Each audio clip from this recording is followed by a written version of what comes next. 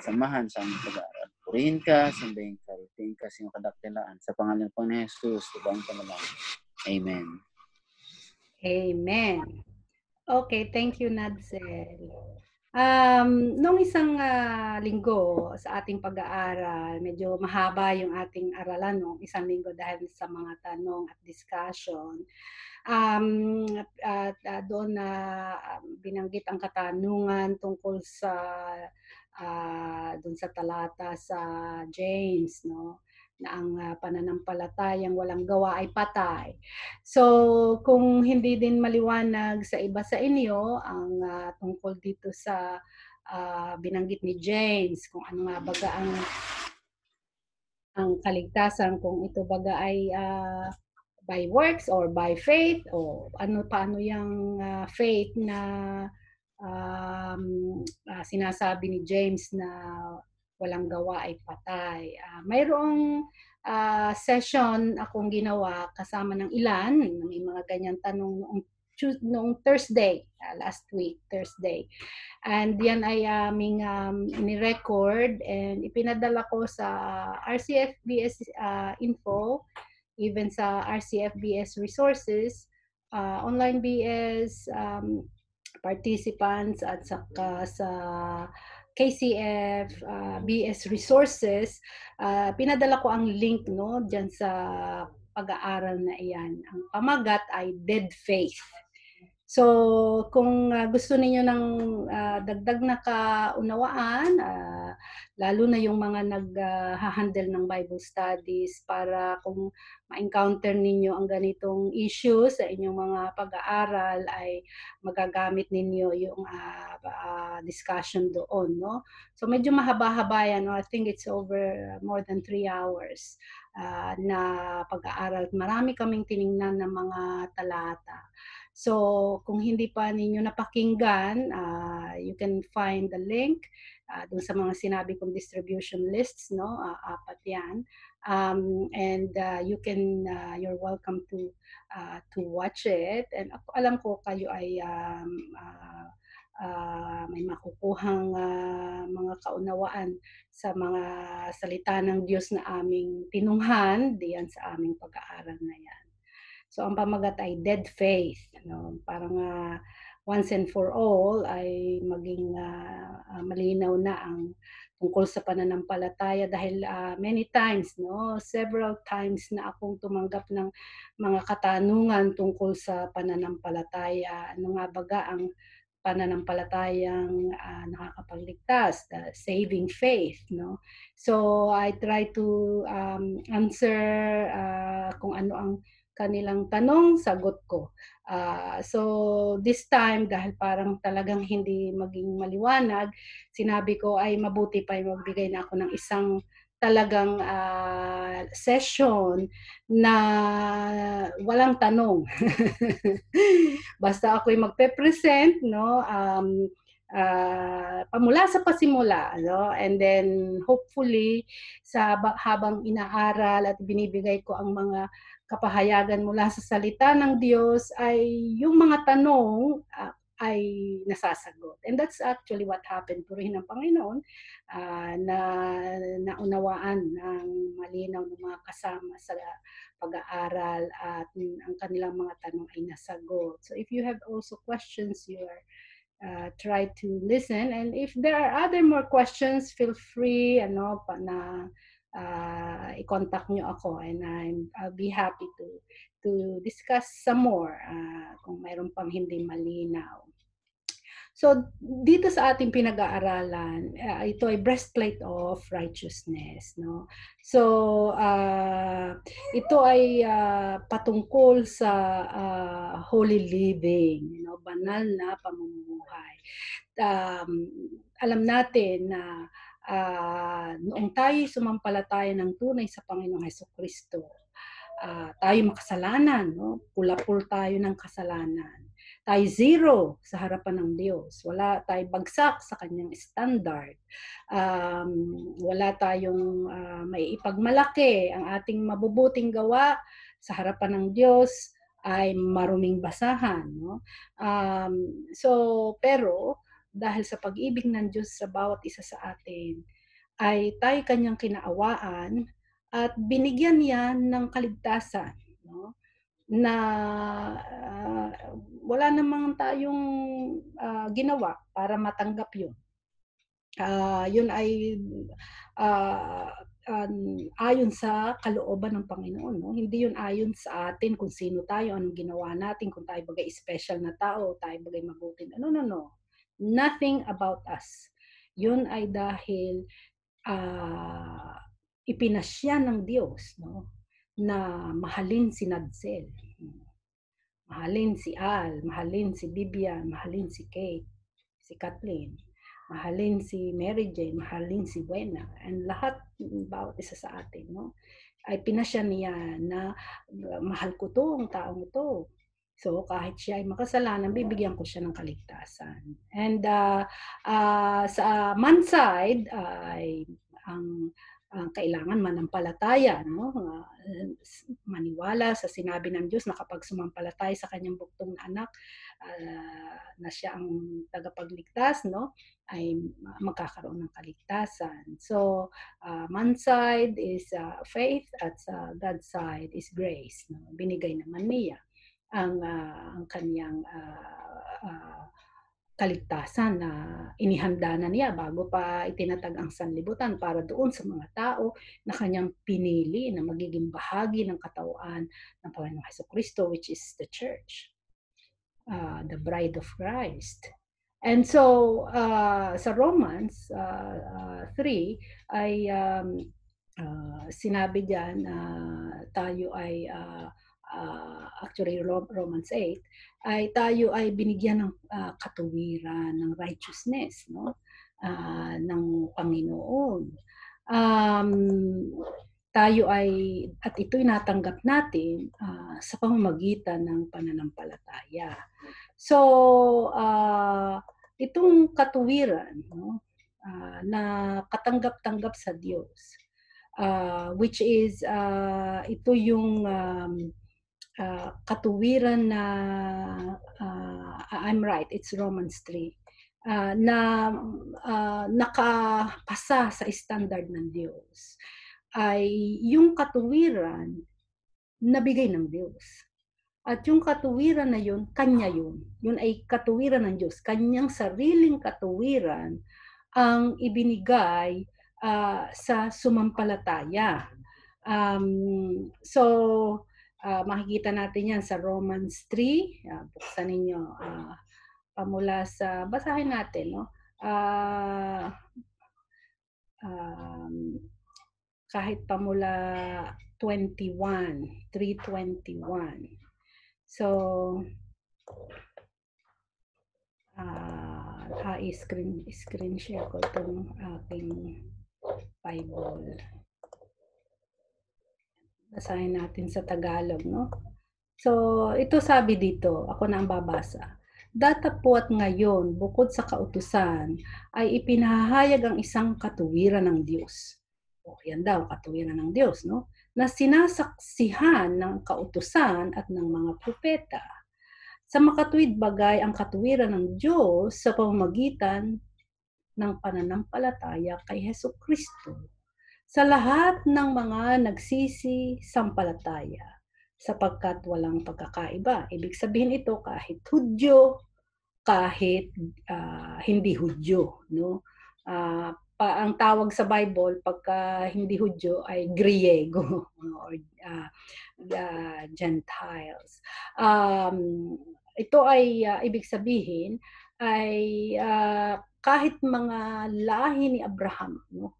Kahit galing sa lahi ni Abraham, the chosen nation, the covenant nation, hindi sila special sa iba, no?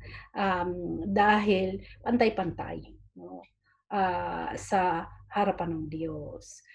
Yun lamang tumanggap ng katuwiran ng Diyos sa pamamagitan ng pananampalataya ang naging anak ng Diyos. So, kung ang Hudyo hindi sumampalataya sa Panginoong Hesukristo, hindi siya bibigyan ng Diyos ng kanyang katuwiran. Kaya bagsak pa rin siya. Mananatili siyang bagsak. No? Sabi, sapagkat ang lahat ay nangagkasala nga at hindi nangakaabot sa kaluwalhatian ng Diyos. Yan ang sabi sa verse 23. So lahat, kahit mga Hudyo, ay bagsak sa standard ng Diyos. Zero, no? Hindi pwedeng makapasok sa langit. Pero sabi sa verse 22, ang katuwiran ng Diyos sa pamamagitan ng pananampalataya kay Hesukristo sa lahat ng mga nagsisisampalataya. So yung mga nagsisisampalataya lamang, among the Jews and among the Gentiles, ang nakakatanggap ng katuwiran. Kaninong katuwiran? Katuwiran mismo ng Diyos, kanyang sariling katuwiran. No? Ibinibigay ng Diyos sa pamagitan ng pananampalataya kay Hesukristo ng tao. Verse 24, palibhasay inaring ganap na walang bayad ng kanyang biyaya sa pamamagitan ng pagtubos na nasa kay Kristo Jesus. Inaring ganap, justified. Ibig sabihin, inaring walang kasalanan, at ito'y hindi binayaran ng tao. Walang bayad daw libre. No? So, ibig sabihin, ikay makasalanan, ikay balbal sa harapan ng Diyos. Basta, dahil ikay nanampalataya sa Panginoong Kristo, bigla.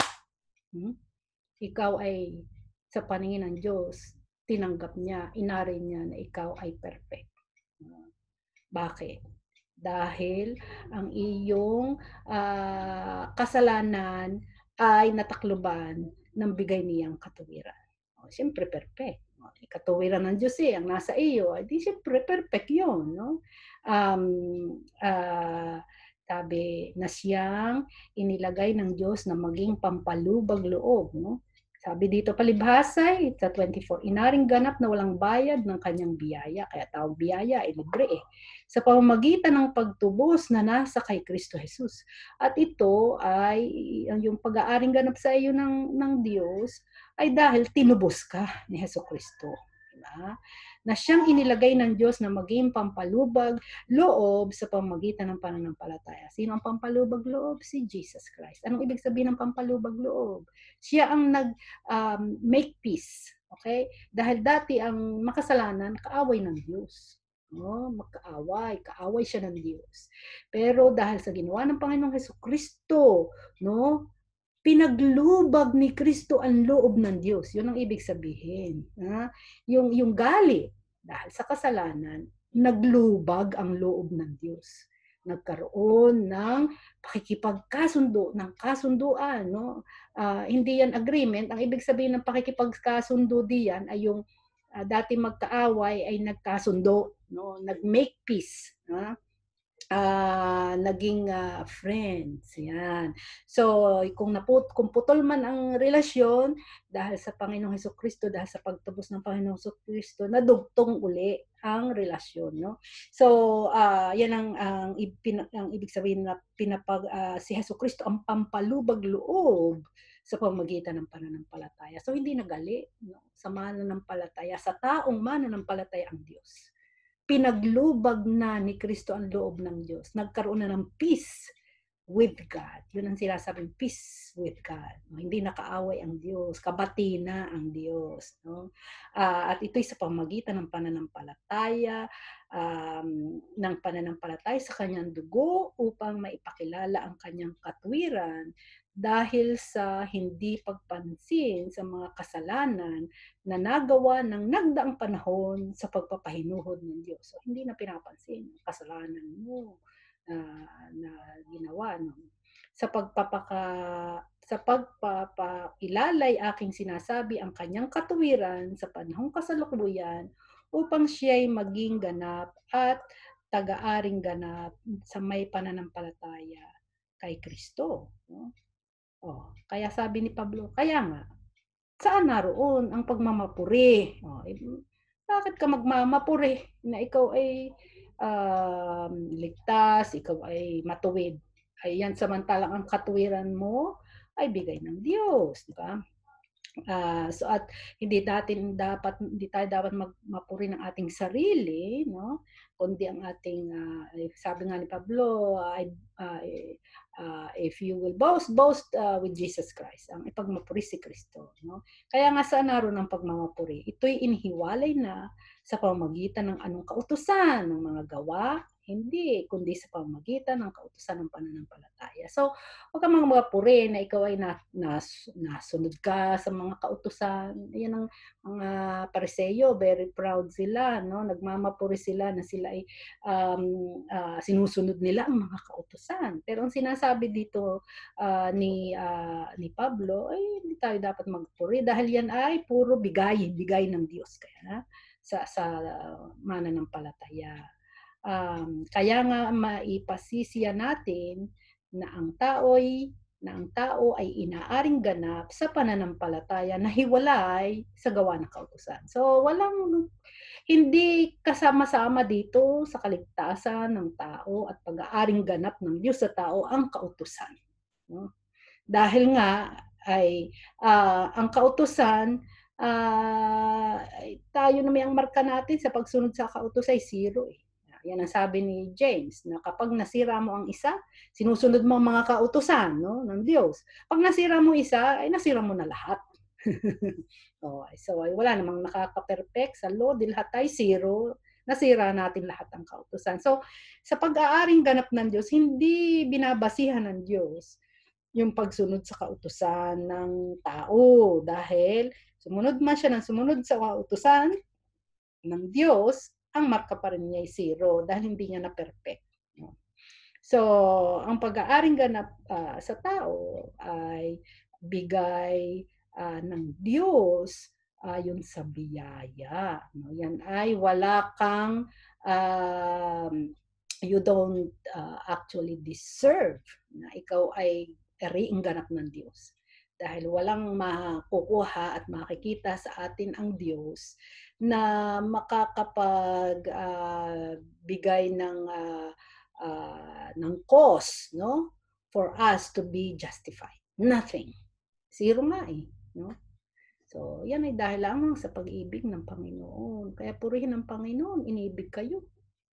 Kung hindi kayo inibig ng Panginoon, hindi kayo magkakaroon ng kanyang biyaya. No? At mananatili kayo sa inyong kasalanan at sa hatol na kamatayan.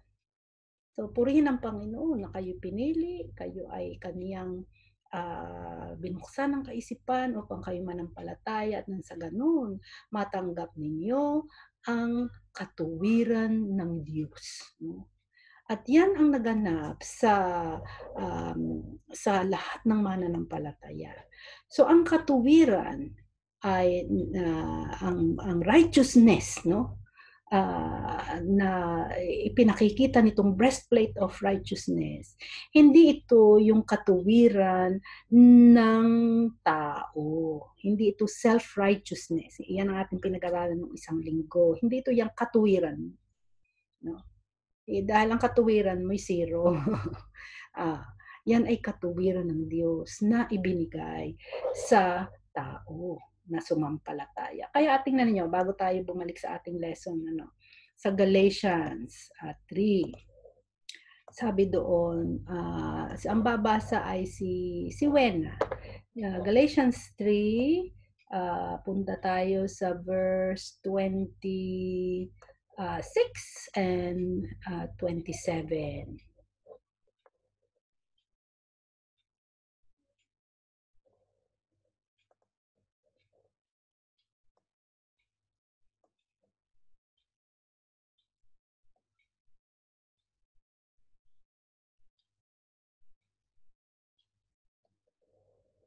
Naka-mute ka ba, Wena?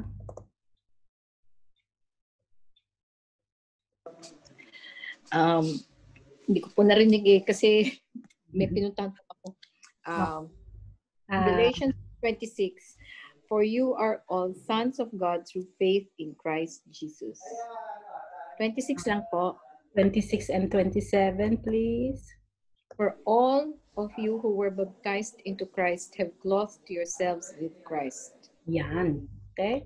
Dito sa Tagalog sabi, sapagkat kayong lahat ay mga anak ng Diyos sa pamamagitan ng pananampalataya kay Kristo Jesus. So, naging anak tayo ng Diyos dahil tayo ay sumampalataya sa Panginoong Hesukristo. Bago tayo sumampalataya sa Panginoong Hesukristo, kanino kaya tayong anak?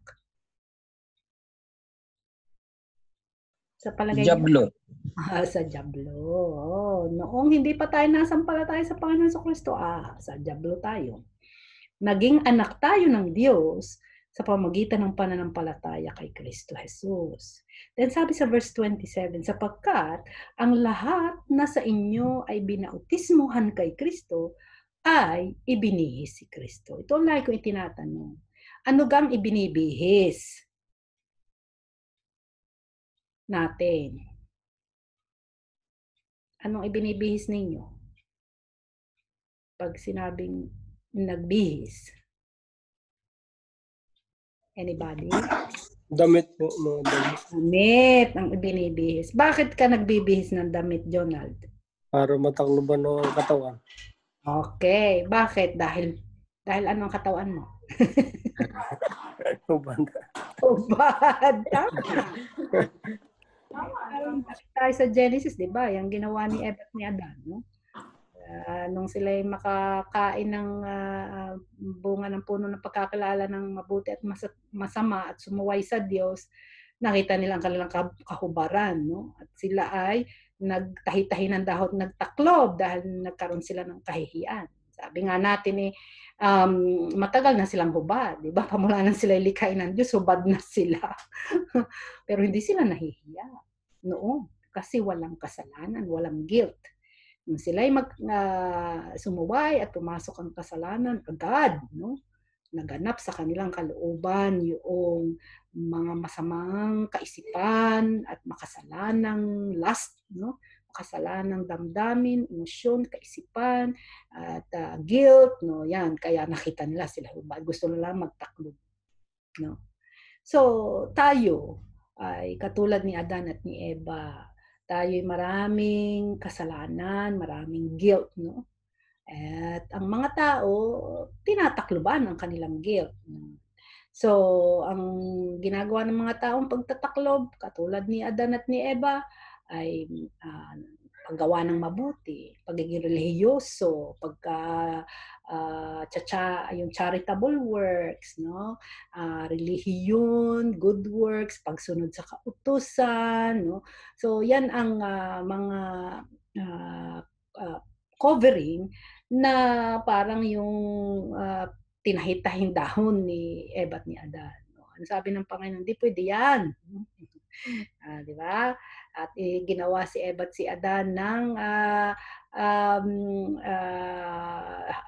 damit na yari sa balat ng hayop. Nang ibig sabihin ay pinatay muna ang hayop bago nakuha ang balat na ginawang pantaklob ng Diyos kina Eva at Adan. So ito tumuturo sa Panginoong Jesucristo, no? Dahil ang Panginoong Jesucristo ay namatay sa krus at siya ang damit na itinaklob ng Diyos sa sino mang sumampalataya. Yan ang sabi dito sa Galatians 3:26, sapagkat kayong lahat ay mga anak ng Diyos sa pamamagitan ng pananampalataya kay Kristo Jesus, sapagkat ang lahat na sa inyo ay binautismuhan kay Kristo ay ibinihis si Kristo.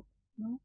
So, yan ang covering na bigay ng Diyos sa sino mang sumampalataya, si Kristo.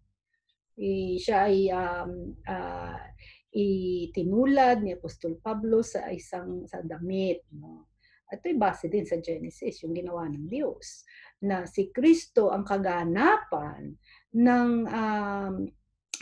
ginawa ng Diyos, no, ng action ng Diyos for Adam and Eve, nagpapakita ng kanyang pangako ng katubusan. Ay pinulfill ng Panginoong Jesucristo. Kaya at siya ngayon ang tumataklob, siya ang ibinibihis ng lahat ng mga sumampalataya, ng kanyang katuwiran. No? The perfection of Christ become ours. Kaya tayo'y inaring ganap ng Diyos. Dahil hindi na ang nakapronta ay ang iyong kasalanan. Hindi na yung iyong zero ang nakapronta sa iyo, sa sino mang sumampalataya sa Panginoon. Ang nakapronta na sa harapan ng Diyos ay ang 100% katuwiran ni Kristo na ibinibihis ng mananampalataya dahil ibinibigay sa kanya ng Diyos. No? na para bang katulad ni Eva at Adan, binigay ng Diyos ang pantaklob na balat ng hayop sa kanila. Pinaltan yung covering nilang dahon na hindi katanggap-tanggap sa Diyos. So, pinaltan din ng Diyos ang ating mga ginagawang mga pagtataklob sa ating kasalanan, no? Dati, yung pagiging relihiyoso natin, pagtitiwala sa ating self-righteousness, sa ating mabubuting gawa, no? Na hindi naman pasado sa Diyos, bagsak. So, pinaltan ng Diyos. Anong ipinalit? Si Kristo. Yung 100% perfection ni Kristo ang ipinalit ng Diyos sa ating pagsisikap na maging matuwid tayo sa harapan niya. Dahil anumang gawin natin pagsisikap, ay zero lagi ang ating marka. Zero ang marka natin. So, alam niya ng Diyos, wala tayong magagawa para tayo ay makapasok sa langit. Dahil ang nakakapasok lang sa langit ay yung 100% perfect. Ay paano makakapasok ang zero? Ay ang standard ay 100% perfect. No? So, alam yun ng Diyos. So kung kaya, ang alam niya na ang pwede lang gawin ay ang ibigay na katuwiran, yung kanyang katuwiran. Dahil yun lang katuwiran niya ang makakapasa sa kanyang standard. Okay? So binibigay niya ito ng walang bayad sa sino mang sumasampalataya sa Panginoong Hesukristo. At ito ang tumataklob. Yan, ang perfection ni Kristo yan, na tumataklob sa mananampalataya. Kung kaya, pagka tayo naharap sa Diyos, ang nakikita ng Panginoon ay si Kristo. Pag naharap ang mananampalataya sa Diyos, ang nakikita niya si Kristo. No? So, hindi yung ating mga kasalanan. Kaya yan, ang mananampalataya ay may citizenship of heaven. Kasi pasado na siya. Dahil nakapasa ang kanyang katuwiran sa standard ng Diyos. Kanino yung katuwiran na napasa kanya? Yun hindi galing sa kanya. Yun ay ibinigay sa kanya ng Panginoong Hesukristo. So, the righteousness is already in you. No? Nasa inyo ng lahat na tunay na sumampalataya sa Panginoon ang 100% na katuwiran ng Panginoong Hesukristo. No?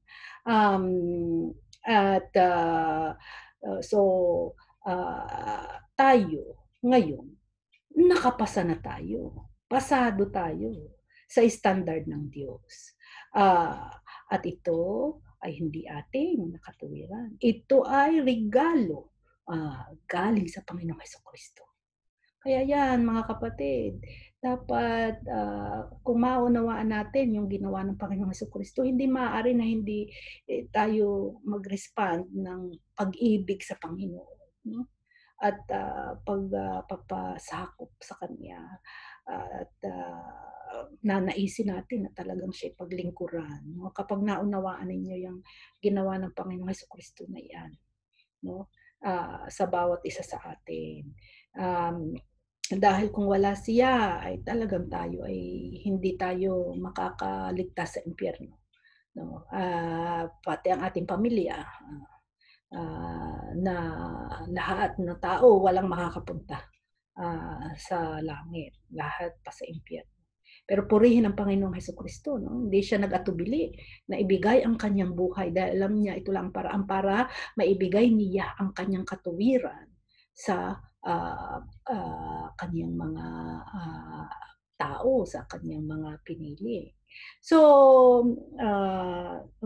dito sa Romans 3, no, ang sinasabi ni Pablo, kailangan natin isuot, no? Ay itong katuwiran ng Panginoong Hesukristo, kailangan nating gamitin itong bigay na 100% na katuwiran ng Panginoong Hesukristo. Huwag mong itatago, gamitin mo, no? Maaaring mamuhay ng isang matuwid na pamumuhay ang isang mananampalataya. But it depends, no? It's a matter of daily, moment-by-moment choices. No? So, nabanggit ko nga nung isang linggo, lagi tayong may mga choices. we always make choices every minute of our life. No? Anong kakainin mo, anong isusuot mo, paano mo susuklayin ang buhok mo. Napakaraming choices na ginagawa natin. You don't realize it, no? But you make a lot of choices all through the day. Yan. So, yan ay ang pamimili, no? Sa mga choices na ginagawa mo. Kung pipiliin mo ay yung katuwiran ni Kristo. Mapangibabaw ay katuwiran ni Kristo. Hindi yung pita ng laman, hindi yung makasalanang katauhan, no? Ay ikaw ay makakapanagumpay at makakapamuhay ng isang matuwid na pamumuhay. So, you can actually observe yourself, no? Yung sa isang araw. Just try to be conscious of the things that the choices, no, that comes your way sa isang maghapon, no?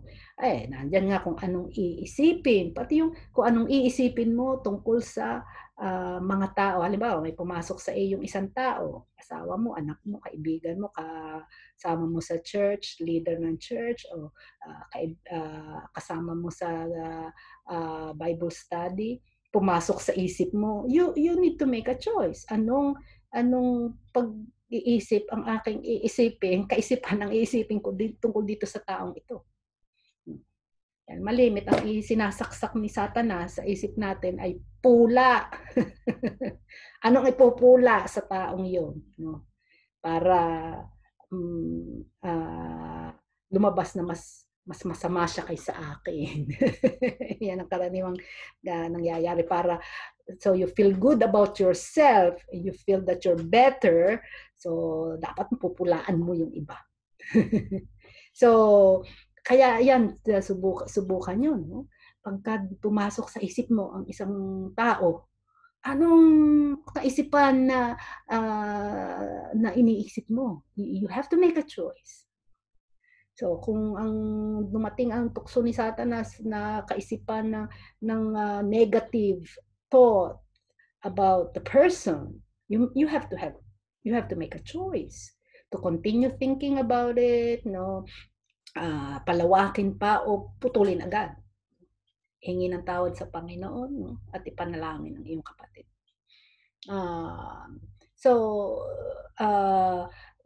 Yan ay isang simpleng example, no? Many choices that comes, no? At marami yan ay sa isip, no? Sa isip at sa emosyon natin. Alam natin kaya ito'y breastplate, no? Ang tinatakluban ay ang vital organs, the heart at saka yung mga bowels. Ano ang heart? Representative yan. Nire-represent na yan ang iyong mind. Ano ang bowels? Yung mga sikmura mo, yung tiyan mo, yung stomach. Anong nire-represent yan? Emosyon. So, minsan, no, mayroong sasabihin, may narinig kang sinabi sa iyo. Hindi maganda ang dating. Okay?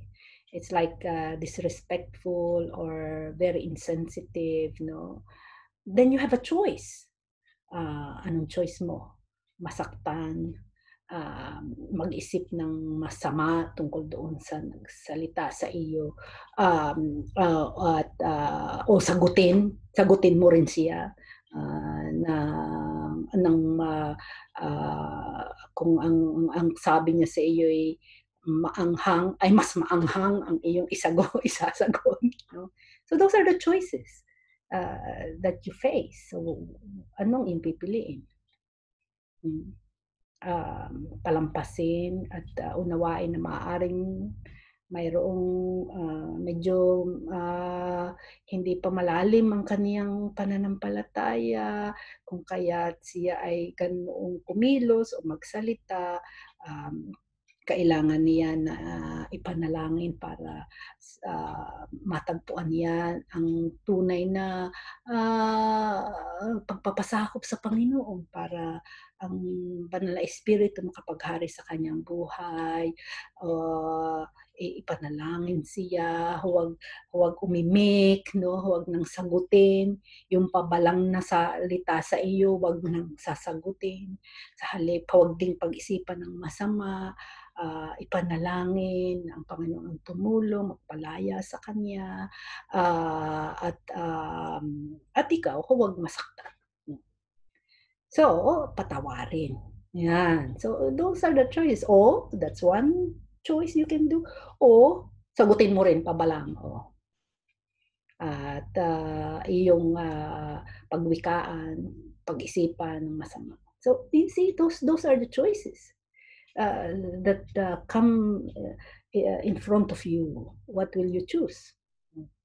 Ang isang choice ay tiyak na hindi magdadala sa iyo sa katuwiran, no? Hindi makakatulong para ikay mamuhay ng matuwid, di ba? Dahil magdadala sa iyo sa kasalanan. Yung isa, kailangan humility, no? Papatayin ang sarili, deny. You have a right, no? Because wala ka namang ginawang masama, sinabihan ka ng pabalang na walang respeto. You have the right, no? You have the right para ikaw ay mag-retaliate, ganyan. Pero ang magandang desisyon ay to kill the right. Destroy the right. That's denying yourself. Denying yourself. Denying that you have the right. For the sake of the Lord Jesus Christ. For the sake of a righteous living, no? For the Lord Jesus Christ. Ganyan matake si Satanas eh. And similar sa mga ganyang kalagayan ang pag-atake ni Satanas. And ito sa isip, no? At sa emosyon. So, kaya sabi ko nga, it's a daily moment-by-moment choices. And ito, alam ko to. Ako'y nabuhay na dito sa mundong ito mahigit ng half a century. Diba? 60 years old na ako eh. So, alam ko na ang sa karanasan, no, ang mga pinagdadaanan, no, ng tao sa ating pamumuhay. And mahirap kung gagamitin natin ang ating sariling lakas, di natin magagawa. No? We always want to, ang natural ay iyong ipaglaban ang iyong right. No? Ang iyong pride. O yan. Kalaban naman yan ng katuwiran ng Diyos. Diba? Kailangang masira si pride. Ma-destroy ang pride because hindi tayo makakapamuhay ng matagumpay na pamumuhay Kristiyano, no? Kapag hindi nasira si pride. Dahil yan ang instrumento ni Satanas. Yan ay katulong ni Satanas para ang Panginoong Hesukristo hindi maluwalhati sa ating buhay. No? Yung katulong ni Satanas yung pride. Kaya ang sabi ng Panginoon, deny yourself. Denying oneself is destroying your pride. Yain ng mayapakan, wag lamang masira ang reputasyon ng Panginoon. So, you can live a righteous life. It's a matter of daily moment-by-moment choices. Practical righteousness puts the armor on. So, yan ang practical righteousness. Yung paglalagay ng armor, yung breastplate of righteousness, at ng iba pang armor na ating pinag-aaralan, that's especially itong breastplate of righteousness. It is practical righteousness ang iyong papangibabawin sa iyong buhay. So, hindi lamang yan theological or principle. No? The principle is there. The principle, anong prinsipyo? Sino mang sumampalataya sa Panginoong Hesukristo, ibinigay na ng Diyos sa Kanya ang perfect righteousness of Jesus Christ. So nasa inyo na ang perfect righteousness ni Jesus Christ positionally. Okay? So, ang kailangan lamang gawin ng mananampalataya ay isuot, no? Isuot ang kanyang armor, ang breastplate of righteousness. At ito ay ang practical righteousness, yung righteousness ni Kristo na ipinamumuhay mo. Hindi lamang nasa Bible, hindi lamang nasa isip, hindi lamang nasa notebook, nasa notes. Pag nagte-take notes kayo, binigay ni Jesus ang righteousness sa akin. So nasa notebook. Pero ang pagsusuot ng armor is, talagang iyan ay ipamumuhay mo yung righteousness ni Kristo. It's called practical righteousness. Righteousness ni Kristo na pinalalabas mo sa iyong buhay, ipinamumuhay mo. Si Pablo, gusto niya na siya ay magkaroon ng gantimpala, no? Sa pagbawakas ng kanyang buhay dito sa mundo, gusto niya meron siyang gantimpala. Pero may halaga ang gantimpala na gusto ni Apostol Pablo. At ang halaga noon ay pagiging kawangis ni Kristo. Yun ang halaga. Christ-likeness. Basahin natin Philippians 3:10. Si Alex, Philippians 3:10.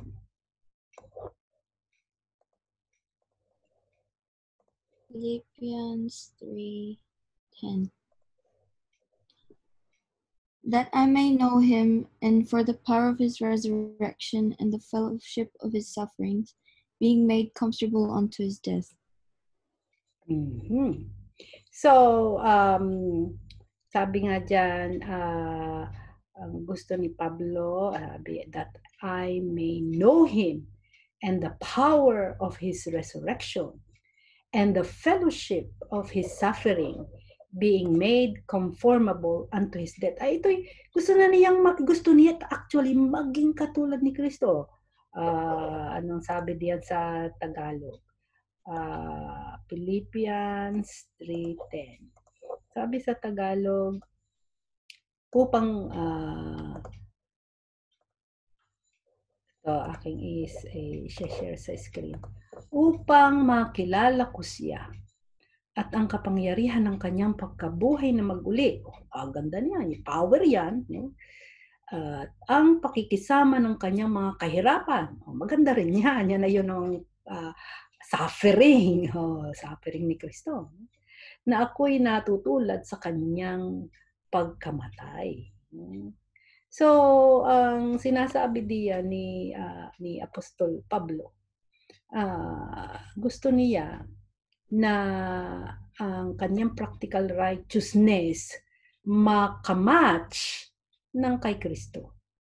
Ay, ano ga yung kay Kristo? Ay, di yun yung katuwiran ni Kristo na ibinigay sa kanya. So, positionally, nasa kanya yung katuwiran ni Kristo. So, ang gusto ni Apostol Pablo, mag-equalize, no? Makamatch ng kanyang practical righteousness, ang kanyang positional righteousness. Yung righteousness na nasa kanya na kay Kristo, in his position as a child of God, no? Ay maging equal, kakatulad, ka-match ng kanyang katuwiran na ipinamumuhay. Sabi sa 11, kung aking tamuhin sa anumang paraan ang pagkabuhay na maguli sa mga patay, hindi sa ako'y nagtamo na o ako'y nalubos na, kundi nagpapatuloy ako. Baka sakaling maabot ko yung ikinaabot naman sa akin ni Kristo Jesus. No? Mga kapatid, hindi ko pa inaaring inabot, datapot isang bagay ang ginagawa ko na nililimot ang mga bagay na nasa likuran at tinutungo ang mga bagay na hinaharap. Nagtutumulin ako sa hangganan, sa gantimpala ng dakilang pagtawag ng Diyos na kay Kristo Jesus. Ang sinasabi ni Apostol Pablo, ito nang siya'y nabubuhay pa, no? hindi sa ako'y nagtamo na. Sinasabi niya, hindi ko iniisip na ako'y naabot ko na. Na okay na ako. Hindi yun ang kanyang iniisip. Na ako'y lubos na. Anong kanyang iniisip? Nagpapatuloy siya.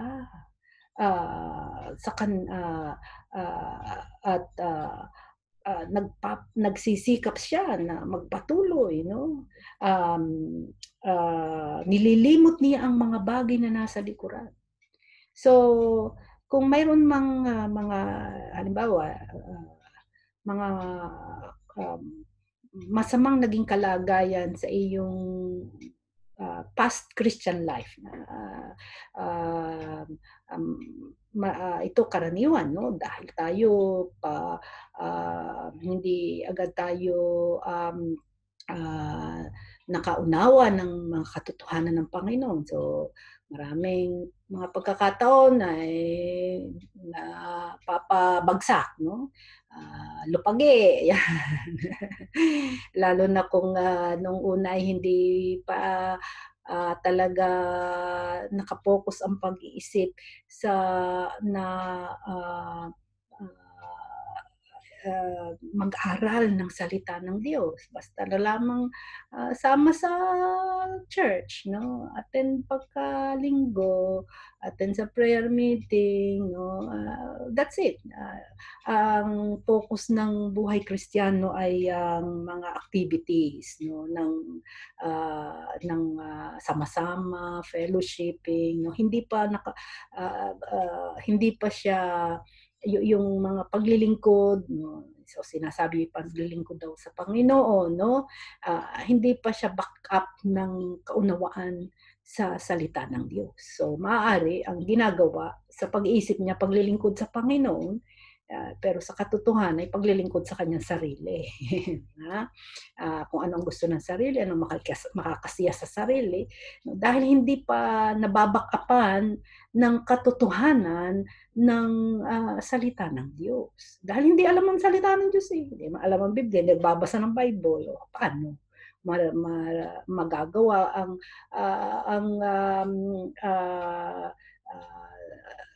ikwa o sinasabi ng salita ng Diyos kung hindi alam ang salita ng Diyos. So mayroon tayong mga nakaraan in the past, no, na mga kuminsan pag naalaala mo, napapahiya ka. So, una, kung hindi pa naihingi ng tawad sa Panginoon, ay ihingi muna ng tawad sa Panginoon para you're clear, no? Yung sinabi ng Panginoon na ipahayag, no? Kung ipahahayag niyo inyong mga kasalanan ay tapat at banal na kayo patatawaran sa inyong karunungan, yan ay sa unang Juan 1:9 ibigay ng Panginoon. Ibinigay yan ng Panginoon sa mananampalataya dahil alam din niya kapag ka ang mananampalataya may kasalanan, no? Ayan, he will feel guilt. Yan. At yung guilt na yan magpapahirap sa kanyang anak, no? Dahil yan magbibigay sa kanya ng kalungkutan, no? Makakaapekto sa kanyang kaligayahan. So ang Diyos nagbigay agad ng way out, kabait ng Panginoon. Ng way out para sa kanyang mga anak, para ikaw ay hindi mag-guilty at hindi ka manghina ang loob, ay di ikaw ay mag-confess. Sabihin mo lang sa akin at ikay patatawarin ko. See? Ayan actually ay hindi yan sasabihin mo ay kaya ipinagagawa ng Diyos ay para sa kanya, para siya ay masiyahan lamang. No, it's mostly para sa atin. No, kaya yan ay ibinigay ng Panginoon dahil sa totoo lang ay tayo na may tinubos na di ba? Tayo ay sumampalataya ng tunay sa Panginoon, sabi nga binigay na 100% righteousness ni Kristo, no? Pero alam ng Panginoon hindi rin tayo nagiging perfecto, tayo ay nagkakasala pa rin. So He gave us a way para hindi makabigat sa atin ang ating mga nagiging kasalanan. So, i-confess, yan ang bar of soap na bigay ng Panginoon para tayo makapaglinis at nang hindi maapektuhan ang ating kagalakan. So now, ngayon ikaw ay mas mayroon kang karunungan na nagmumula sa Panginoon dahil ikaw ay nanais na makilala mo pa siyang lalo. So, ibig sabihin niyan, mayroon kang interest na mag-aral ng salita ng Diyos para mo makilalang lalo itong Diyos na napakabait sa iyo, nagbigay ng iyong kaligtasan, ang Panginoong Hesukristo na nagbigay ng kanyang buhay. So, gusto mong lalo pa siyang makilala. At alam mo, ito ay sa pamagitan ng pag-aaral ng salita. So, nabubuksan ang iyong kaisipan. Hindi naman ang banal na espiritu ang gumagawa sa mananampalataya na nag-aakay sa ganyang direksyon. O, di ikaw ay nag-aaral ng salita ng Diyos, natututo ka ng maraming mga bagay. No? And then, dadating si Satanas, no? May dalang mga pampabigat sa iyo, paalaala sa iyo, nung 10 years ago, ganitong ginawa mo, ikay nag-umit, ikay nagnakaw, ikaw ay nagsinungaling, kaya tuloy nagkaroon ng pagkakaaway-away ng mga ganyan. So, yung mga past na mga kabalbalan mong ginawa ay ipaalaala sa iyo, no? So, kung yun na may inihingi mo na ng tawad sa Panginoon, ay huwag mo nang i-ignore mo si Satan, no? Dahil hinihingi mo na ng tawad, sabi ng Panginoon ay lilinisin sa karumhan, no? Pagka nag-confess. So, ikinonfess mo na, ilang mang beses yung ibalibag uli sa iyo ni Satanas, ignore mo si Satan. Bakit? Dahil ikaw ay nagtitiwala sa salita ng Panginoon sa unang Juan 1:9. Kung ipahayag ang kasalanan, tapat ba na siya na ikipatatawarin sa iyong karumhan? Pinahayag mo na. So, clean slate ka na. Pinatawad ka ng Panginoon. Ibalibag man ang ibalibag ni Satanas sa iyo, yung guilt na yan, ignore mo siya. Wala siyang kapangyarihan. Lumayas ka, Satanas, dahil naipahayag ko na yan sa Panginoon, pinatawad na ako ng Panginoon. And then, sabi ni Apostol Pablo, nililimot ang mga bagay na nasa likod. Nasa likuran. Kung hindi ka active, hindi ka tapat sa iyong paglilingkod, hingi mo ng tawad sa Panginoon. Pagkatapos, limutin mo na. No? Huwag mo nang hayaan na makapagpabigat sa iyo at huwag mo nang balikan. No? Yan ang ginagawa ni Apostol Pablo. No? Para hindi siya mahadlangan, no? Sa kaniyang pagpapatuloy. Mayroon bang mananakbo na panay ang lingon sa likod? Ay pag ang mananakbo ay panay ang lingon sa likod, ay matitisod. Lagi siyang sa harapan nakalingon doon sa kanyang dinadaanan at hindi siya madadapa.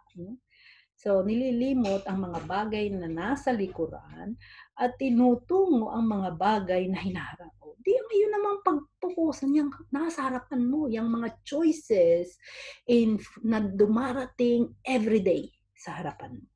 No? Na tuwing may mga choices, ang isusuot mo ay ang iyong practical righteousness ni Kristo ang iyong isusuot, ang iyong gagawin, ang iyong pipiliin. No? Nagtutumulin ako sa hangganan sa gantimpala ng dakilang pagtawag ng Diyos na kay Kristo Jesus. Yan ang ginagawa ni Apostol Pablo. No? Sa harapan. Nakatingin, no? At yan ang pinagbubuti. Yan. Okay? So, kung ano man ang nakaraan ninyo, limutin na. Hingi mo na ng tawad sa Panginoon at nang kayo ay maibsan at hindi kayo laging madadaya ni Satanas pag ipinaalaala sa inyo.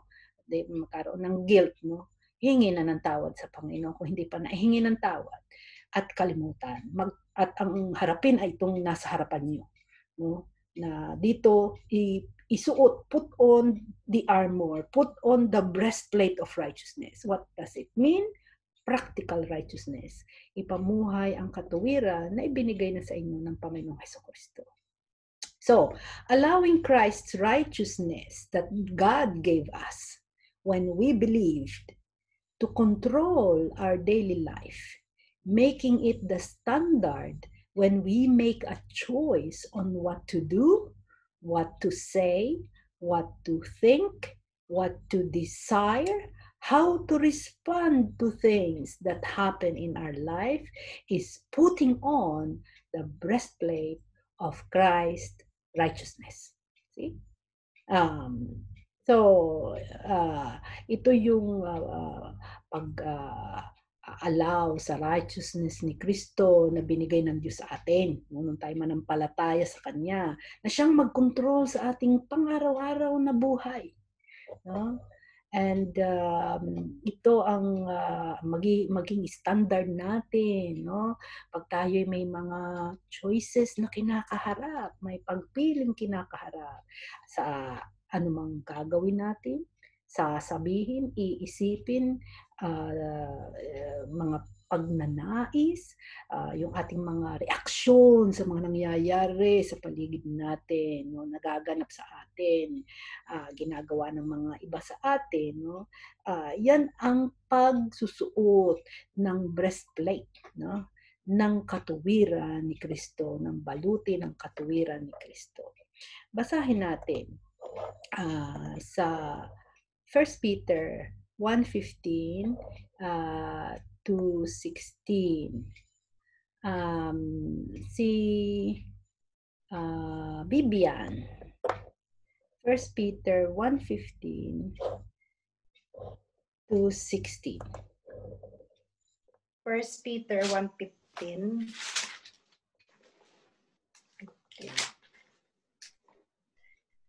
1 Peter 1:15 hanggang 16. Ngayong yamang banal ang sa inyo'y tumawag ay magpakabanal naman kayo sa lahat ng paraan ng pamumuhay, sapagkat nasusulat kayo'y magpakabanal, sapagkat ako'y banal. So, sabi dyan, but as he which hath called you, but as he which hath called you is holy, so be ye holy in all manner of conversation. Conversation yan, pamumuhay yan. Hindi yan pakikipag-usap dahil ito'y old English. In King James Version, conversation means behavior, no? Because it is written, be ye holy, for I am holy. So holy living is the key. Ito, hindi na karaniwan itong tinataas sa mga iglesia, no? Hindi na yung holy living ang itinataas sa iglesia. Perfect attendance na. Yang perfect pagbigay ng ikapo, yan ang itinataas sa iglesia. Yang mga sino ang makakapagbigay ng best entertainment para sa mga tao, yan ang itinataas sa iglesia. Hindi na itong holiness, holy living. Alam ninyo, kapag tayo ay hindi namumuhay ng isang banal na pamumuhay, maraming nawawala sa atin. We lose many things if we do not live a holy life. What do we lose? Ang unang nawawala sa atin ay we lose our joy. Yan. Kaya kadaming mga mananampalataya laging nakasimangot, no? Laging nakakunot ang noo, laging parang laging may maitim na ulap na nakatalukbong sa kanya, no? Not sunny days, but cloudy days, all days of the year, no? So nawawala ang kaligtasan. The reason Christians are sad so often and the reason they have sorrow in their lives is because of lack of personal holiness. Walang kabanalan sa buhay. Hindi namumuhay ng may kabanalan, kung kaya laging malungkot, no? At may sorrow. So, if you've got problems in your life, halimbawa may mga problema, para bagang walang katapusang problema, problema dito, problema doon, no? Sa mga relasyon, lagi may problema. Sa lahat ng aspect ng buhay, lagi may problema, no? The first place to look is at your own holiness. Yan ang dapat mong unang chikin. Ako ba'y namumuhay ng isang banal na pamumuhay? No? if you're not living a holy life, you will have problems, definitely. Yeah. Kung hindi namumuhay ang isang mananampalataya ng isang banal na pamumuhay, laging may problema. Sapagkat, alam niyo kung bakit? Ay ipinagkakait ng Diyos ang kanyang blessing. Ipagkakait ng Diyos ang kanyang mga pagpapala. Is there someone trying to talk? May tanong? Meron bang gustong magtanong? Anybody? Parang may naririnig ako. Baka naman hindi ano. Sabihin niyo pa kayo gusto niyo magtanong, ha? So, if you're not living a holy life, you will have problems because God withholds His blessing. No. Hindi bibigay ng Panginoon ng kanyang blessing. Hindi kaya kayo puro problema. Paano pending ang blessing ng Diyos dahil hindi namumuhay ng isang banal na pamumuhay. Tingnan niyo ang sabi ni David. No? Sabi ni David, nung siya'y nasa kasalanan, anong sabi niya sa Panginoon? Psalm 51:12.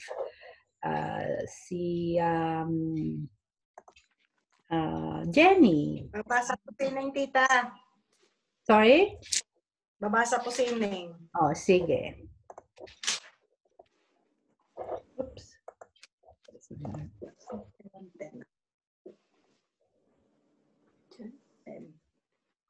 Create in me a clean heart, O God, and renew a right spirit within me. 51, Psalm 51:12, no? So, At pala, 10 ang binasa. Psalm 51:12. At 12.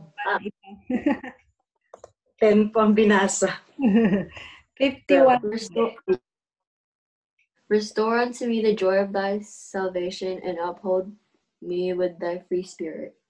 Nung siya'y nasa kasalanan, namumuhay siya sa kanyang kasalanan, ano ang sabi niya? Ito ang sabi sa yung binasa ni Keisha at ito naman sa Tagalog.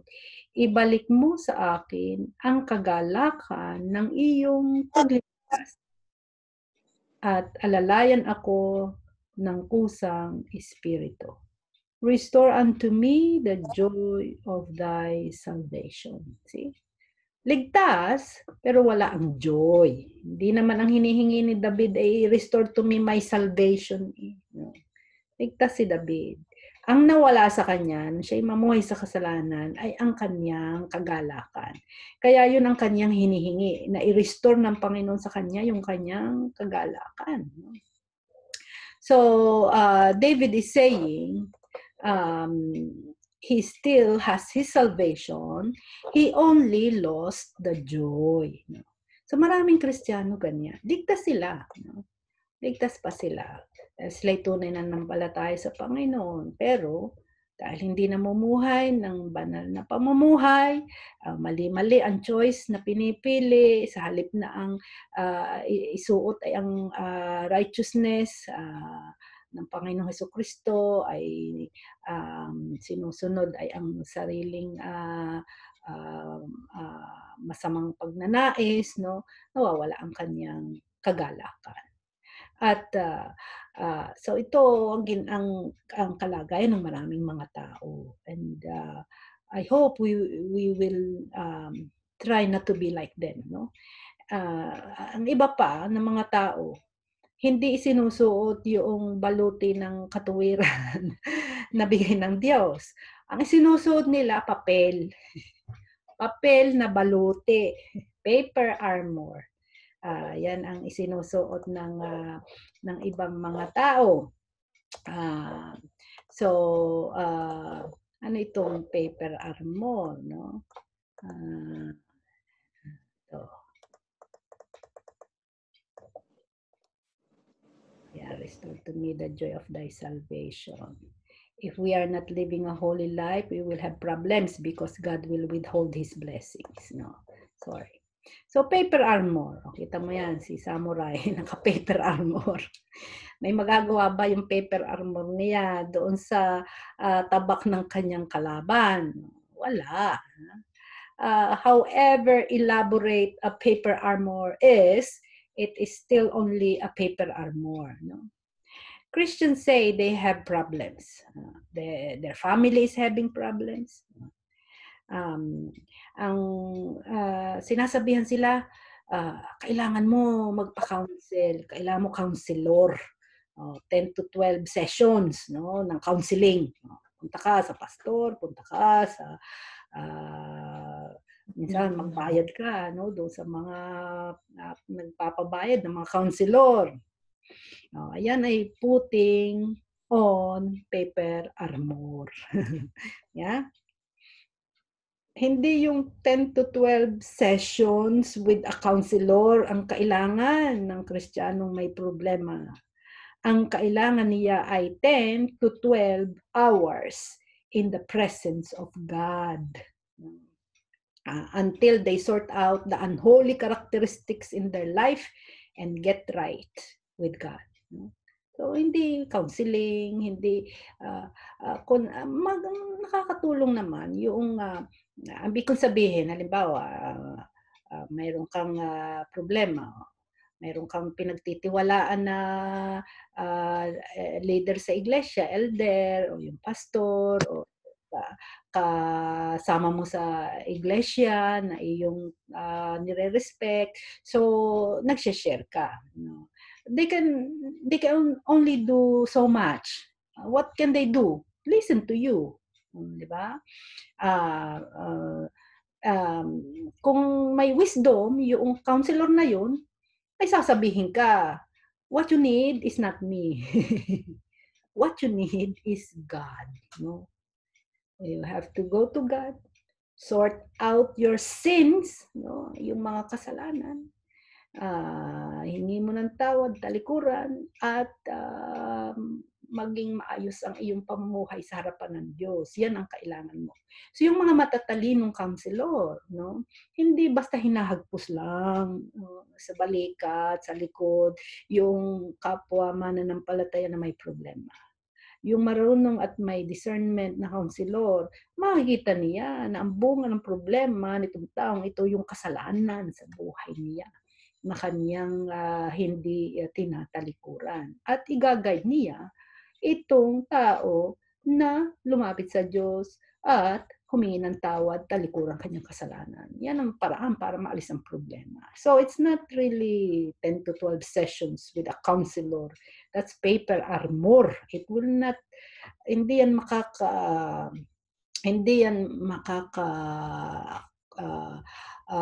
makakapagbigay ng protection sa iyong vital organs. Hindi katulad ng ginagawa ng armor, the breastplate of righteousness na bigay ng Panginoon. So, spend time with God and His Word.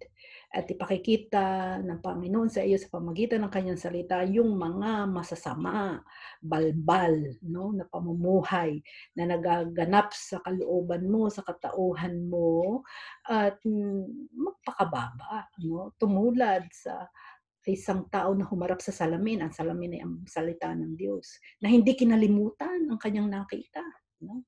At nagpasakop sa salita ng Diyos at inilapat sa buhay, no? And then he becomes right with God. Naayos na siya sa Diyos, no?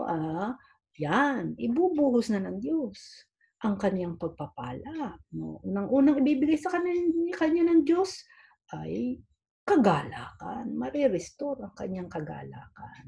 So this is what we need. Holiness in our lives, no? Ang ating society ay nalulunod sa dagat ng immoralidad, no? Materialismo, napakahalaga ng mga bagay sa mga tao ngayon. Lalo nga idadating na ang Pasko. Pasko, yan ang number 1 na nag-promote ng materialism. Pasko. Anong iniisip ng mga tao pagka Pasko? Bonus. Bakit? Bonus. Pambili ng regalo, magandang damit, para may bago pag Pasko, masarap na Noche Buena, at kung anong mga, yung mga inaanak ay nag-iintay ng regalo mula sa ninong-ninang, mga ninong-ninang na may problema, saan sila kukuha ng ibibigay sa 100 mga inaanak, no? So materialism. Yeah. Ang ipinopromote. Kaya bidang-bida si Santa Claus, no? Yan ang kanilang Diyos. Ito tayo nalulunod tayo dito sa dagat ng ganitong mga bagay, humanism nang itinataas ay ang tao na you have the right, no? Yung karapatan mo. Yan ang ating kalagayan ngayon, no? At tayo'y nalulunod nitong mga ganitong mga bagay. Nagiging biktima tayo, no? Kung kaya maraming beses ay napapa sa isang tabi ang personal holiness, no? Natatakloban ng pagkaabala sa mga ganitong mga bagay. Hindi siya ang nakapangunahin, no? Na pinupurso ng mga tao, ng mga mananampalataya, yung personal holiness. Pinupurso ay yung karapatan ko, pride ko, me, I, and myself, what I need, what I want, yan. So, ito ang mga tanong na ating itanong sa ating sarili pag tayo may mga problema sa buhay, no? Una, am I faithful in reading the Word of God? Yan ang pangunahin. Ay, pag bumagsak na agad dyan, sa tanong na yan, ay mahirap-hirap nga, no? Na maipamuhay ang katuwiran ng Panginoong Hesukristo kapag hindi nagbabasa ng Biblia. Paano maaalaman, no? Anong parte at ano ang sakop ng katuwiran ng Panginoon na bigay sa iyo? So that's the first question you need to ask yourself. Am I faithful in reading the Word of God? Kung ang Word of God, ang pagbabasa ay pagka lamang ako'y nasa mood, pag ako'y may oras, ako'y magbabasa. Pero yung Facebook, yung ba sa everyday, pag nagising, kuha agad ang mobile. Bukas agad si Facebook, di ba? Hindi kailangang ipilit na yan, yung Facebook o yung panonood sa TV. But yun, hindi kailangang ipilit, no? Ay agad ay automatic pag bukas ng mata sa umaga ay agad ay kapa ang phone. See? So, are you faithful in reading the Word of God? Is my prayer life what it ought to be? Kayo ba'y nakikipag-usap sa Panginoon? Sabi, kilala ba niyo ang Panginoon? Kinakausap ba niyo? Do you know how to talk to God? Okay. Baka hindi pa, sabi mo, mananampalataya ka, hindi ka naman marunong makipag-usap sa Diyos, di mo kilala ang Diyos, you don't think of God. Be careful, no? You might have dead faith, no? Inyong panoorin yung aking yung pag-aaral na about dead faith, no? Because you don't want to have that faith. Because if you have that faith, you will not get to heaven. Okay? So, maraming Kristiyano ganyan, akala nila sila ay pasalangit na, akala nila sila ay ligtas, pala mayroon sila dead faith, no? So listen to that lecture discussion, so para ma-check ninyo if you have saving faith or maybe you have dead faith, no? Then another question you can ask yourself is, am I loving my family the way I should? Minamahal ba ninyo inyong sambahayan? Kayo ba ay may pagmamahal na may pagpapakababa, pagpapatawa, tunay na pagmamahal na hindi selfish, no? Hindi ang inuuna ay ang sarili. Dito sa mga bata na kasama natin, sa mga teenager. Because you are dati mga bata, no? Pero ngayon malaki na kayo. Kayo ba na may natulong sa inyong mga magulang, sa inyong mga older siblings? O kayo'y asa na kayo lagi ang inaasikaso? Tunay na mananampalataya ay may pagnanais na tumulong, hindi laging paglingkuran. See? Our Lord, siya ay lagi ay sa paglilingkod. Hinugasan niya ang paa ng kanyang mga alagad. At yan ang kanyang binigay na halimbawa sa atin, no? Na tayo'y maging mga servants. Hindi yung laging pinagsisilbihan. So ito para sa mga bata, karaniwan, mga teenager, ganyan. Hindi naman lahat. No? Karaniwan ganyan, nabihasa, no? Nabihasa na laging inaasikaso ng magulang at ng nakakatandang kapatid. No? So nabihasa na lagi siya pinaglilingkuran. You cannot live your life always like that. No? Dahil paano yung mga magulang nagiging matanda na, hanggang tumanda na bang maglilingkod sa iyo? You have to learn to serve. Now is that you are bigger, older, and you have the capability, you're stronger now. Hindi ka katulad ng baby ka pa, na hindi ka nakakalakad, no? Siyempre, alagaan. Pero pagka malalaki na, dapat ay nandoon na ang pagtulong, no? About in the church, do you help in the church? O ikaw ay pasilbi pa rin? No, pasilbi ka pa rin kahit sa iglesia kasi nasanay sa bahay sinisilbihan. So sa pagdating sa church, sa gathering ng mga mananampalataya, ay di sinisilbihan din. No, please. Do not do that. No? Hindi kayo pagpapalain ng Panginoon pag ganyan. No? Ang pinagpapala ng Panginoon ay yung pusong naglilingkod sa kapwa. Naglilingkod sa mga kapatid, natulong, ano ba ang magagawa ko, anong aking maiitulong para ang iba ay hindi masyadong maraming ginagawa. What can I do to lessen the work of the others? No? Hindi yung ikay pabigat pa. Kung ikaw ay laging pabigat, ay you check. Maybe ikaw ay hindi mo pa talaga nakikilala ang Panginoon because the Lord Jesus Christ is not like that. No? Minsan hindi siya naging pabigat. Lagi siyang tumutulong sa mga tao, lagi siyang nag-aalaga sa mga tao. So tayong lahat, no, dapat tayo, yun siyang ating halimbawa.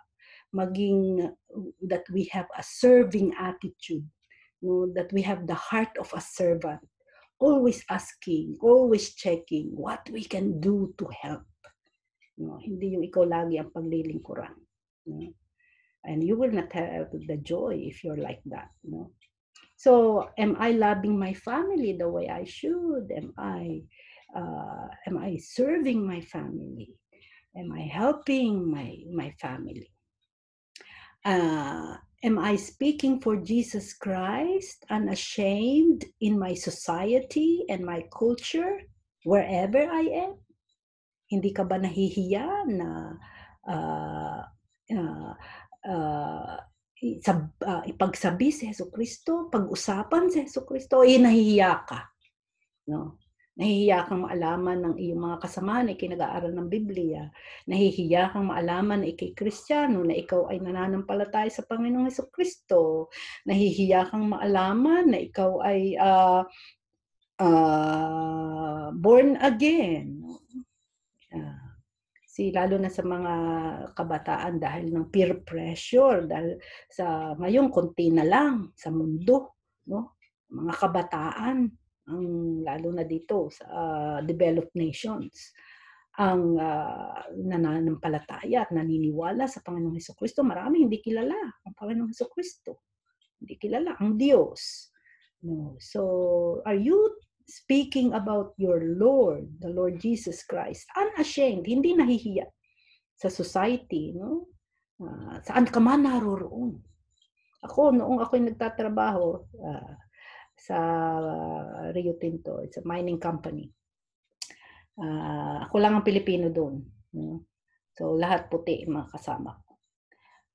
tatanong nila ako, ay Liwa, pag Monday, what did you do for the weekend? No? Kasi sila napunta sila sa mga bar, nagiinuman, they have a party, inuman. So, saya-saya sila doon.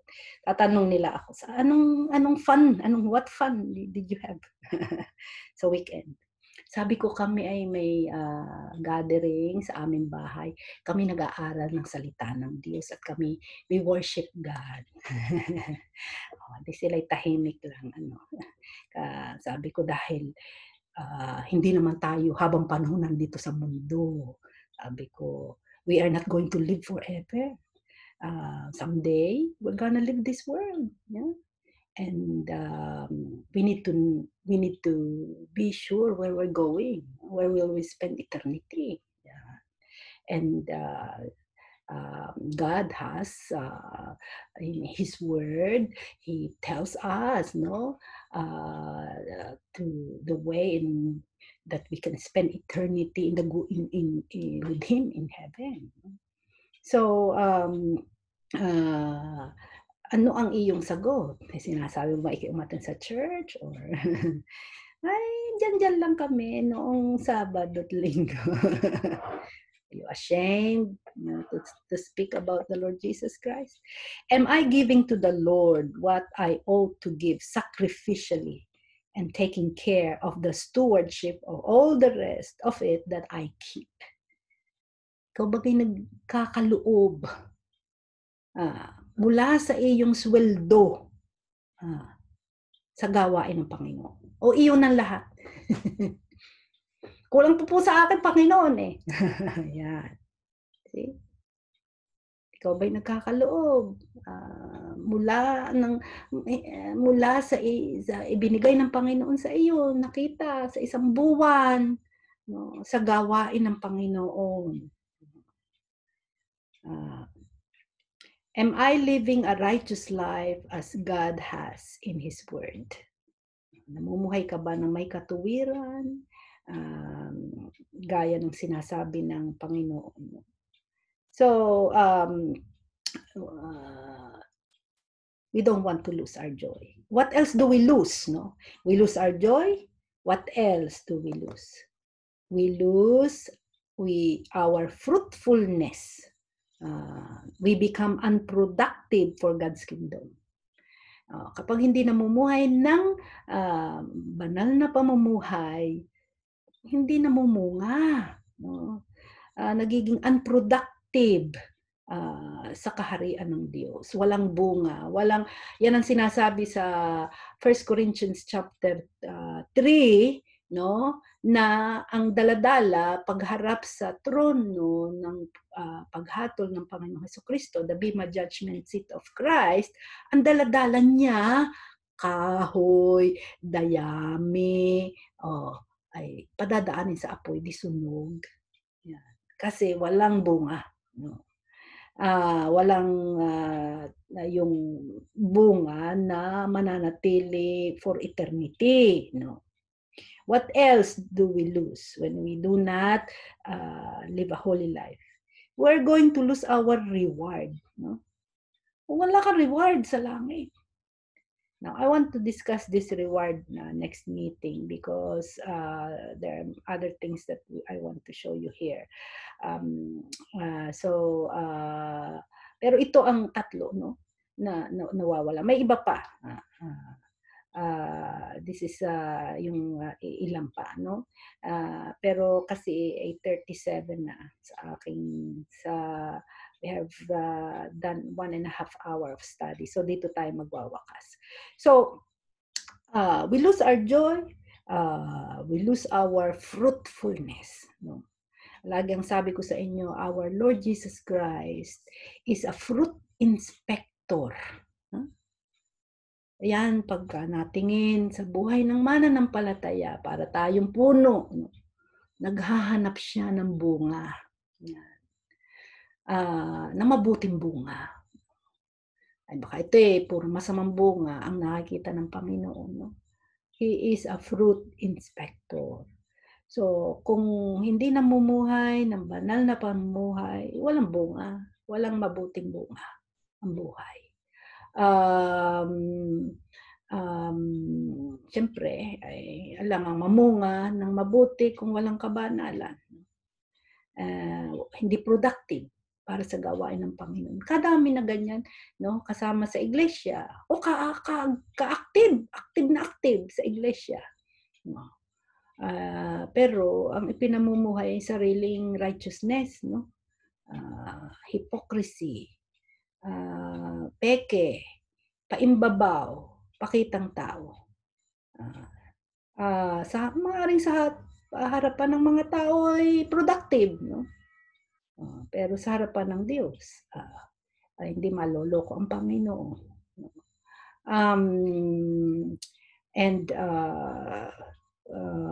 Makikita mo, no, yung hindi mahusay na bunga, no? Hindi talagang produced by the righteousness of Christ, no? Para ang ningas kugon, no? Nagningas, biglang patay. hindi namamalagi, no? And ang isang bunga, no, na talagang makakalugod sa Panginoon ay kung sa pamamagitan ng buhay mo ay mayroon din namang nakakilala sa Panginoon through you, no? Sabi ko nga, God will not back up kung hindi Kanya. Kung hindi Kanyang gawa, hindi binaback up ng Diyos. Okay? Marami nagsasayang ng effort, no? Gawa, oras, effort. Pero sariling gawa, hindi ibaback up ng Panginoon yan. And then, mauwi lang sa wala. Pero basta sa Panginoon, ibaback up yan ng Panginoon. And you will just be amazed, no? Because you can see, it's not you doing it, it's God. Ikaw mismo, makikita mo, bakit nangyari yung mga tao nakakilala sa Panginoon? So, magulat ka, no? Pati ikaw magulat sa gawa ng Panginoon because He will just do it. No? Pero ang kagalakan mo, ikaw ay kasali.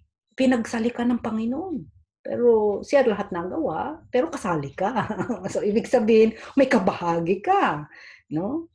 Dahil kasali ka, ipinagsali ka ng Panginoon. Ipinagsasali ba kayo ng Panginoon? Naipagsali na ba kayo ng Panginoon sa kaniyang gawain? So iyan ang ating iyan ang makakapagbigay sa atin ng ganitong magagandang mga kalagayan, no, yung pamumuhay ng may banal na pamumuhay. At ito yung paglalapat practically ng katuwiran ng Panginoon sa iyong buhay. And it's moment by moment choices, no. So doon yan magsimula na tayo, no, na sa ating bukas o kahit ngayon pagkatapos ng ating worship, ano man ang mangyari, ano mang mga stimuli na nasa paligid natin na maganap, no, mari sa pakinig, sa nakikita, naisip, nararamdaman, always think, choices. Ano ang righteous choice, ano ang yun sa katuwiran ng Panginoong Jesucristo na choice. And select that. Yan ang inyong piliin. Practice. No? So, ang una muna, you do it in your mind. No? I-train mo ang iyong kaisipan. Na ngayon, mag-iisip ka that I always face choices. Maybe noon, hindi mo naisip yan. So, ngayon, no, always put in your head, I am facing choices. No? And then, wag kang pabarabara ng iyong response. Mag-isip ka muna. No? So, para mo para bagang ikaw ay inaaral mo alin ang aking pipiliin. No? Alin ang pipiliin ko para ako'y panalo. No? Hindi yung ako'y talo. So, minsan, pagkaya, lalo na din sa halimbawa, mayroong, kung ang kalagayan mo nung una, ay pag may sinabi sa iyong pabara, agad ay balik ka ng pabara din. Di ba? O di ngayon, medyo ikaw ay kasi iniisip mo na may choices. So titigil ka muna, hindi ka agad sasagot. Maganda yung pagtigil na hindi nasagot agad. Di ba? So agad yun, isipin mo, teka, pag mayroong nagsalita sa iyong pabara, di tigil ka muna. Choice. Anong choice? Saka isip mo ng choice. Dinalimutan mo na yung sinabi sa iyong pabara. Mag-iiwas pa sa iyo sa kasalanan. Diba? So, pili ka. May choice. May choice akong pipiliin. Alin ang ayon sa katuwiran ng Panginoon na bigay sa akin? Yun. So, yun ang pipiliin mo. Okay? So, i-practice natin yan, no? Ilapat natin yung ganyang gawain.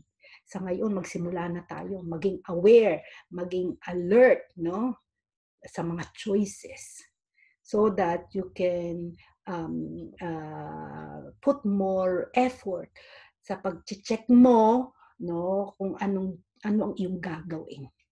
No, yan may sa pagkain man o sa pag-inom, sabi ni Apostol Pablo sa Corinto, no, whether you eat or drink, do it all for the glory of God. Yan ang ibig sabihin yung choices.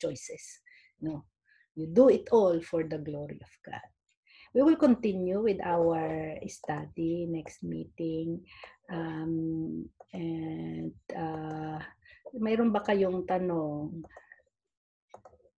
sa ating pagwawakas?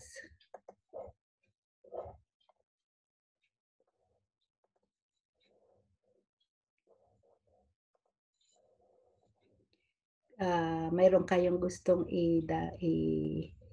addition, pagpapalinaw?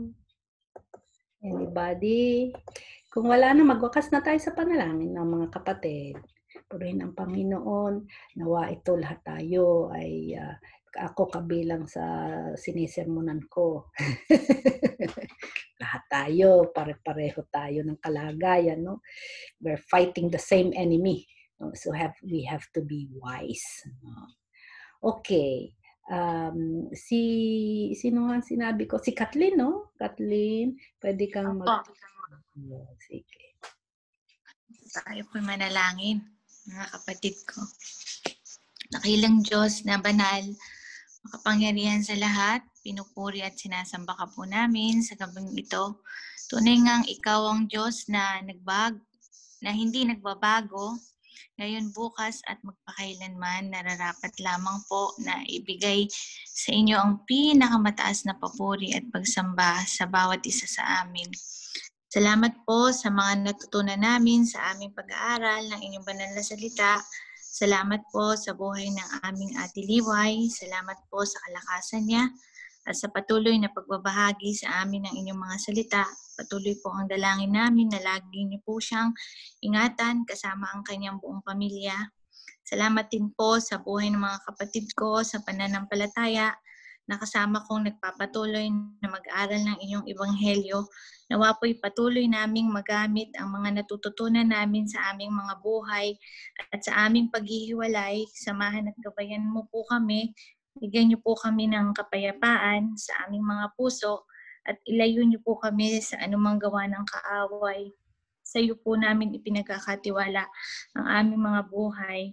Maraming salamat po. Ito po ang aking dalangin sa pangalan ni Jesus na aming tagapagligtas. Amen. Amen. Okay, mga kapatid.